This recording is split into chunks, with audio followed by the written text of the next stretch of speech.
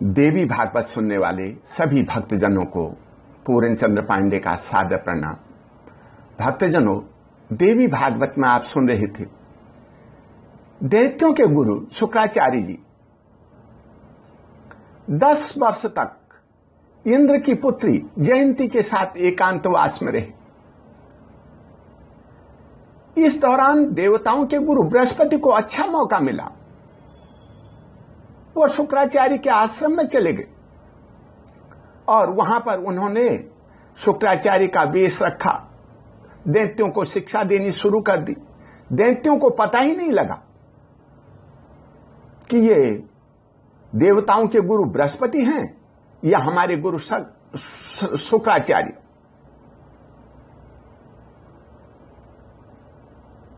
उन्होंने तो सभी शिक्षाएं, धर्म की शिक्षाएं, नीति की शिक्षाएं दानवों को देनी शुरू कर दी।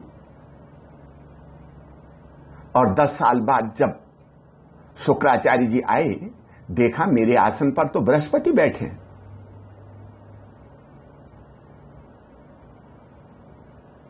और बोले, हे बृहस्पति, आप यहां कैसे आ गए? अपमानित करने लगे बृहस्पति जी को। लेकिन दैत्यों ने उनका बहिष्कार किया। शुक्राचार्य से कहा, इन्होंने हमें 10 वर्ष तक निरंतर विद्याध्ययन कराया है, इनके द्वारा हमें सद्बुद्धि प्राप्त हुई है। उन्होंने शुक्राचार्य से अनजाने में ही कह दिया, तुम हमारे गुरु नहीं हो, हमारे गुरु तो ये हैं जो हमें 10 वर्षों से शिक्षा दे रहे हैं। तुम कोई धूर्त जान पड़ते हो, जाओ यहां से, हम तुम्हारे शिष्य नहीं हैं। उनकी बात सुनकर के शुक्राचार्य जी आश्चर्य में पड़ गए। मेरे शिष्य मुझे ही पहचानने में आनाकानी कर रहे हैं। क्रोध में आकर शुक्राचार्य जी ने उन्हें शाप दे दिया। शुक्राचार्य के शाप से दानवों की हार निश्चित हो गई। बाद में उन्हें पता लगा, जब शुक्राचार्य जी शाप देकर चले गए, कि असली शुक्राचार्य तो यही हैं, ये तो कोई शुक्राचार्य का स्थान लेने वाले दूसरे हैं। प्रहलाद जी ने समझ लिया कि बृहस्पति जी ने हमारे साथ छल किया हुआ है और हमें अपना शिष्य झूठ मूठ में बनाया है। हमारे असली गुरुदेव तो शुक्राचार्य हैं। तो प्रहलाद जी ने शुक्राचार्य को मनाने की कोशिश की, उनके पास गए, अनुनय विनय की, उनके क्रोध को शांत कर दिया। इधर देवता समझ रहे थे शुक्राचार्य ने दानवों को शाप दे दिया है, उनका साथ छोड़ दिया है, अब तो युद्ध में हमारी ही जीत निश्चित है। वो इस बात से बिल्कुल निश्चिंत हो गए और बहुत प्रसन्न हुए। उन्होंने तो देवासुर संग्राम की तैयारी कर ली। अब क्या था, देवता और दानवों में युद्ध होने लगा। शुक्राचार्य जी महान पुरुष थे, तपस्वी थे। शाप देने के बाद भी अपने शिष्यों के हित की कामना उनके अंदर से नहीं गई। उन्होंने दैत्यों से कहा, हे दैत्यों, दैव अभी हमारे अनुकूल नहीं है। दानवों को मैं सलाह देता हूं कि इस समय युद्ध न करें, शांति बनाए रखें। परंतु विजय की अभिलाषा रखने वाले दानव अभिमान से चूर होकर के प्रहलाद जी से कहने लगे, हे प्रहलाद जी, आप तो बहुत शक्तिशाली हैं, हमारे लिए युद्ध करना परम आवश्यक है। दैव क्या है इसे हम नहीं जानते, हे दानवेश्वर, उद्यमहीन व्यक्ति, निष्क्रिय व्यक्ति, जो कर्म करना नहीं चाहता, वही दैव की प्रधानता को आस्था रखते हैं, दैव को वही मानते हैं।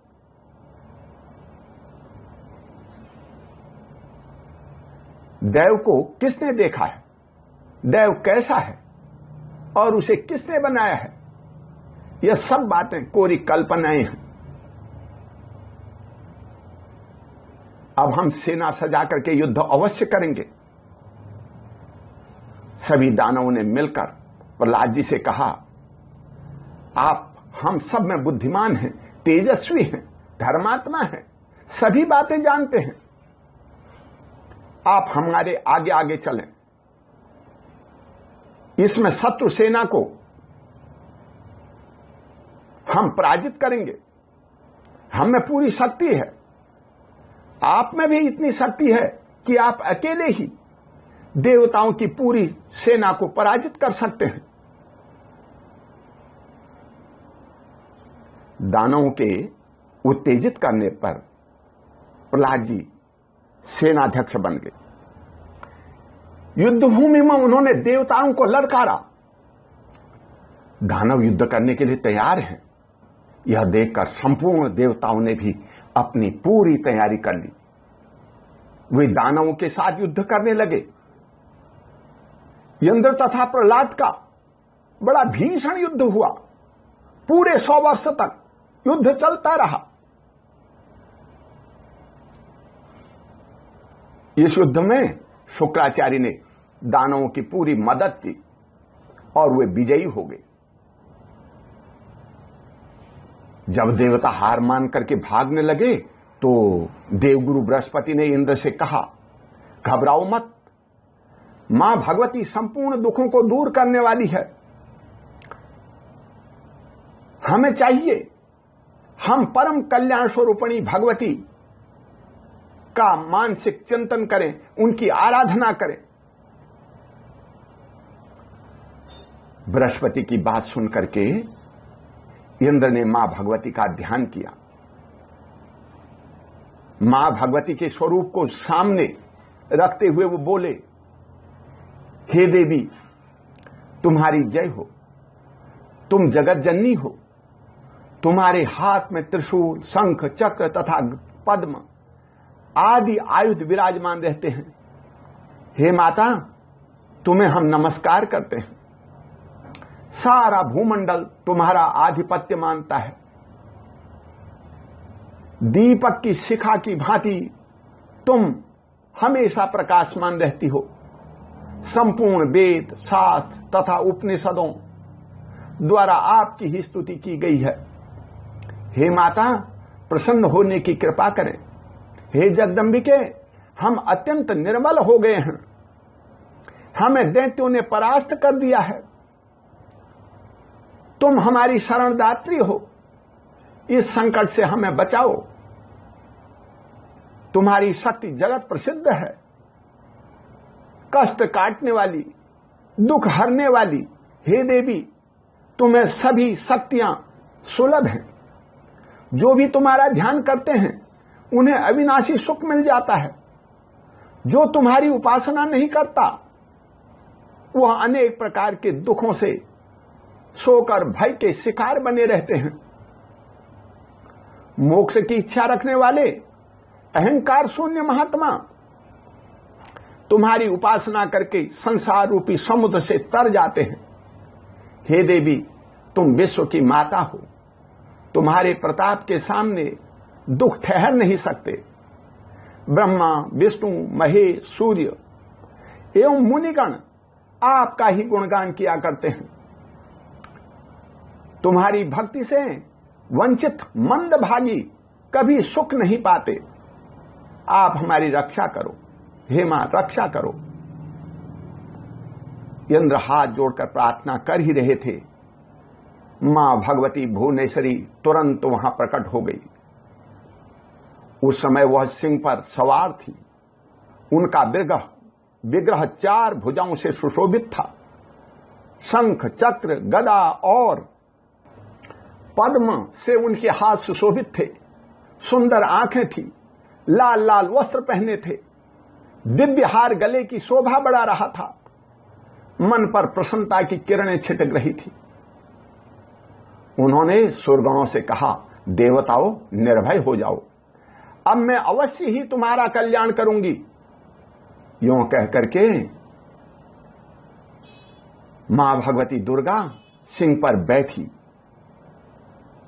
तुरंत वहां चल पड़ी जहां मद से भरे हुए अभिमानी दैत्य अभिमान में चूर चूर हो रहे थे, डीगे हाँक रहे थे, अपनी जयकारें कर रहे थे। जब दैत्यों ने देखा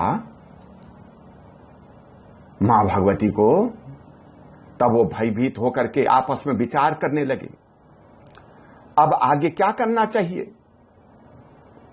हो न हो भगवान नारायण से मिलकर के यह चंडिका यहां पधारी है। इसी शक्ति ने महिषासुर का वध किया, चंडमुंड को मार डाला, अब यह हमारे प्राण हर लेगी। दैत्य चिंता में पड़ गए। उन्हें देखकर प्रहलाद जी ने कहा, श्रेष्ठ दानवों, इस समय युद्ध करना ठीक नहीं है, हम भागकर यहां से चले जाएं, यह भी ठीक नहीं है। घबराओ मत, मैं देवी के स्वरूप को जानता हूं। हे दैत्यो, तुम हाथ जोड़ करके बैठ जाओ, मैं अभी भगवती शक्ति की स्तुति करता हूं। वे महामाया हैं, सृष्टि स्थिति और संहार, यह सब इन्हीं की लीला है। वे अखिल विश्व की जननी हैं, भक्तों को अभय कर देना इनका स्वाभाविक गुण है। प्रहलाद जी विष्णु भगवान के भक्त थे, उन्हें परोपकार का रहस्य मालूम था। वे हाथ जोड़ करके भगवती जगदम्बा की स्तुति करने लगे। हे माता, संपूर्ण चराचर जगत तुम ही से प्रकट हुआ है। स्थावर जंगम अखिल विश्व की तुम रक्षा करने वाली हो। देवता और दानव दोनों को तुम ही ने बनाया है, फिर अपने ही कार्य में यह कैसा भेदभाव। माता के अच्छे बुरे सभी प्रकार के पुत्र होते हैं, माता उनसे किसी प्रकार का भेदभाव नहीं रखती। हे माता, दानव चाहे किसी प्रकार के क्यों न हो, कितने ही अधम हो, कितने ही दुष्ट हों, पापाचारी हों, परंतु हैं तो आपके ही पुत्र। जैसे हम स्वार्थी हैं, वैसे ही वो देवता भी स्वार्थी हैं। जैसे हमें विजय की लालसा है, वैसे ही देवताओं को भी विजय की इच्छा है। हम में और उनमें कुछ भी अंतर नहीं है। हमारी उत्पत्ति भी कश्यप जी से ही हुई है। हे माता, ऐसी स्थिति में हमारे प्रति तुम्हें कैसे द्वेष उत्पन्न हो रहा है। तुम्हें तो देवताओं और हम दानवों में समान व्यवहार रखना चाहिए। काम, क्रोध और लोभ ये सदा समस्त प्राणियों के भीतर रहते हैं। विषय भोग की आसक्ति के कारण हम सदा लड़ते भिड़ते रहे हैं। हे अंबिके, तुम्हारे सिवा संसार में कोई भी ऐसा शासक नहीं है जो हमारा हित कर सके। संपूर्ण दानव आपकी शरण में है। अब आप ही सर्वेश्वरी हो, हमारा हित करने वाली हो। हे माता, चाहे आप हमें त्याग दो, चाहे रक्षा करो, हम आपकी शरण में हैं। प्रहलाद जी की प्रार्थना सुनकर श्री देवी बोली, दानव, तुम सब लोग निर्भय एवं क्रोध रहित होकर के पाताल में चले जाओ और वहीं रहने के लिए इच्छानुसार अपनी व्यवस्था कर लो। अभी तुम्हें काल की प्रतीक्षा करनी चाहिए। अच्छे अथवा बुरे कार्य में यह वही कारण है। जिसके हृदय में वैराग्य का उदय हो गया है, उन्हें सब जगह और सब स्थान पर सभी समय सुख मिलता रहता है। लोभी जन को त्रिलोकी का राज्य भी मिल जाए तो भी उसे सुख नहीं दिखाई देता। अतएव इस पृथ्वी का परित्याग करके तुम अभी पाताल चले जाओ।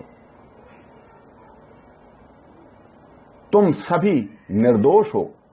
मैंने तुम्हारी रक्षा का भार अपने ऊपर ले लिया है। अब तुम निश्चिंत होकर के सुखी हो। भगवती के वचन सुनकर के समस्त दैत्यों ने मस्तक झुकाया, मां भगवती को प्रणाम किया और पाताल की राह पकड़ ली। मां भगवती की कृपा से देवता और दानवों ने बैर त्याग दिया। वे भाई भाई की तरह रहने लगे। सुख से समय व्यतीत होने लगा। जब देखा देवता भी मां भगवती की मेरी पूजा से सुखी हैं और दानव भी सुखी हैं, तो वह अंतर्ध्यान होगी। भागवती यह कथा बताती है, जो भी मां भगवती की स्तुति करता है, गुणगान करता है, चाहे वो शत्रु हो, मित्र हो, बैरी हो, देव हो, दानव हो, सभी को मां भगवती अपना आशीर्वाद देती है, अपनी शरण देती है और सुख उसे प्राप्त हो जाता है। आप सभी मां की स्तुति कर रहे थे। आप सबका धन्यवाद। ओम शांति। बोल जगते यहाँ जोता वाली माता तेरी सदा ही जय।